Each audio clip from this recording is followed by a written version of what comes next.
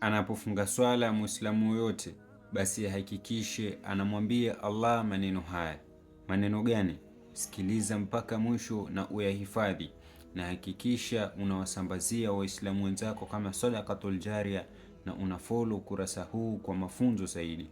Hii hapa ni dua ya utangulizi wa swala. Sikiliza inasomwa vipi na wakati gani. Wakati unapofunga swala ile Allahu Akbar, ukishafunga inapaswa useme subhanaka Allahumma wa bihamdika wa tabaraka ismuka wa ta'ala jadduka wa la ilaha ghayruka.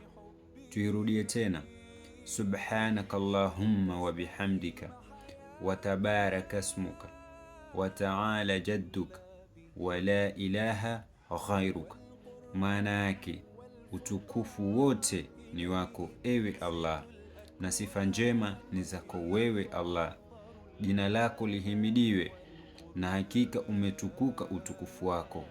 Hapana paswaye kuabudiwa kwa haki ila wewe Allah.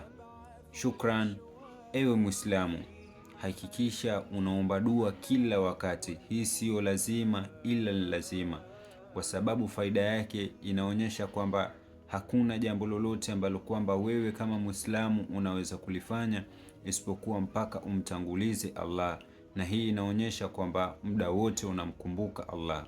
Shukran, hakikisha unawasambazia Waislamu wenzako kama sadaqatul jaria. Assalamu alaikum.